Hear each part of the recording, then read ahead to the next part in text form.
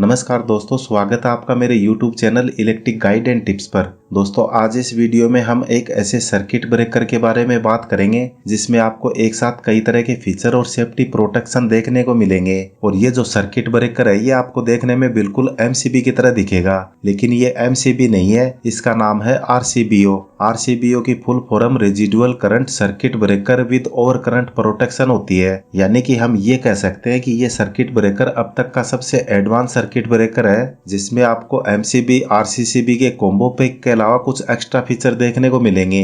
दोस्तों, जब आप RCBO को फिजिकली देखोगे तो वो कुछ इस टाइप का होता है। वैसे नीचे की साइड से देखने में ये MCB से थोड़ा सा बड़ा होता है, क्योंकि इसका जो मैकेनिज्म है उसमें MCB के कंपैरिजन में कुछ एक्स्ट्रा फीचर्स होते हैं, इसलिए ये साइज में भी थोड़ा सा बड़ा होता है। तो दोस्तों, सबसे पहले हम इस वीडियो में RCBO की नेम प्लेट पर लिखी A to Z डिटेल के बारे में बात करेंगे और फिर हम इसके फीचर और फंक्शन के बारे में समझेंगे कि इसमें क्या क्या होता है। लेकिन आगे बढ़ने से पहले आपसे रिक्वेस्ट है कि वीडियो को लाइक और चैनल को सब्सक्राइब जरूर करें। तो चलिए स्टार्ट करते हैं आज का वीडियो। तो दोस्तों, जब आप RCBO की नेम प्लेट को देखोगे तो सबसे पहले बड़े अक्षरों में इस पर मैन्युफैक्चरर का नाम लिखा हुआ मिलेगा। और ये जो RCBO है वो स्नाइडर इलेक्ट्रिक द्वारा डिजाइन किया गया है, जो कि पैनल बोर्ड और सर्किट ब्रेकर के मामले में दुनिया की सबसे टॉप मोस्ट कंपनी में से एक है। और सेकंड नंबर पर IC60H लिखा हुआ है, जो कि इसका प्रोडक्ट नंबर है। यानी इस प्रोडक्ट नंबर के रेफरेंस से आप इस ब्रेकर को बाई ईमेल और ऑनलाइन परचेजिंग कर सकते हो।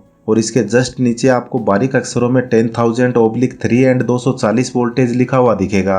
यानी आप इस ब्रेकर को 240 वोल्टेज सप्लाई पर यूज कर सकते हो। और इसकी जो शॉर्ट सर्किट ब्रेकिंग कैपेसिटी होती है, जिसको हम IN से डिनोट करते हैं, IN का मतलब होता है नॉमिनल करंट। मतलब अगर हमारी 240 वोल्टेज सप्लाई पर अगर कोई लोड चल रहा है और उसमें न्यूट्रल फेस आपस में टच हो जाते हैं, तो उस कंडीशन में हजारों की तादाद में करंट फ्लो होना स्टार्ट हो जाता है। तो ये RCBO कुछ सेकंड के लिए शॉर्ट सर्किट की कंडीशन में 10,000 एम्पियर करंट तक झेल सकता है। और ये इतने हाई अमाउंट करंट को कितनी देर तक झेल सकता है, वो इसका टाइम है 3 सेकेंड। तो यहाँ पर जो IN डिटेल है वो हमें ये इन्फॉर्मेशन देती है कि ये ब्रेकर मैक्सिमम 10,000 एम्पियर करंट को 3 सेकेंड तक झेल सकता है, जिसको हम ब्रेकर की शॉर्ट सर्किट ब्रेकिंग कैपेसिटी कहते हैं। और इसके नीचे जो C10 लिखा हुआ है वो इस RCBO की रेटेड करंट कैपेसिटी बताता है।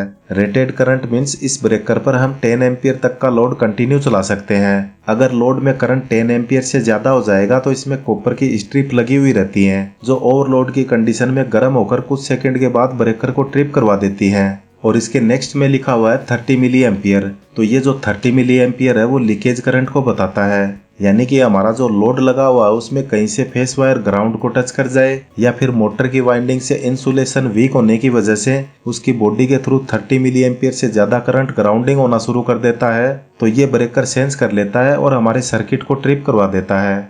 इसके बाद इसमें MCB की तरह एक ट्रिगर होता है, जिसकी मदद से हम इस ब्रेकर को मैनुअली ऑन ऑफ कर सकते हैं। और इस ट्रिगर के बगल में एक पुश बटन है जिस पर T लिखा हुआ है। T का मतलब टेस्टिंग होता है, जिसको प्रेस करके हम RCBO की परफॉर्मेंस को चेक कर सकते हैं कि ये ब्रेकर फॉल्ट और ओवरलोड की कंडीशन में ट्रिप होगा या नहीं। और जब ये ब्रेकर किसी भी कंडीशन में ट्रिप होता है तो यहाँ पर आपको जो ग्लास विंडो है उसमें रेड कलर देखने को मिलेगा। दोस्तों, इस प्रेस बटन की मदद से हमें RCBO की परफॉर्मेंस को हर महीने चेक करते रहना चाहिए। लेकिन यहाँ पर एक बात ध्यान रखनी है कि ये जो टेस्ट बटन है ये तभी काम करेगा जब इसमें सप्लाई रहेगी। यानी बिना सप्लाई के आप इसकी परफॉर्मेंस को टेस्ट नहीं कर सकते हो। इसके बाद नीचे की साइड में इसका वायरिंग डायग्राम दिया गया है, जिसको देखकर आप इसके कनेक्शन कर सकते हो। अगर आप इस ब्रेकर को ऊपर की साइड से देखोगे तो यहाँ पर L-in लिखा हुआ मिलेगा, जिसमें हम मेन सप्लाई से फेस वायर लेंगे और L-in टर्मिनल में कनेक्ट कर देंगे। और इसके नीचे की साइड देखोगे तो यहाँ पर आपको 2 टर्मिनल दिखेंगे, जिस पर L-out और N-out लिखा हुआ है। मतलब यहाँ पर हम लोड के न्यूट्रल और फेस दोनों वायर को कनेक्ट करेंगे।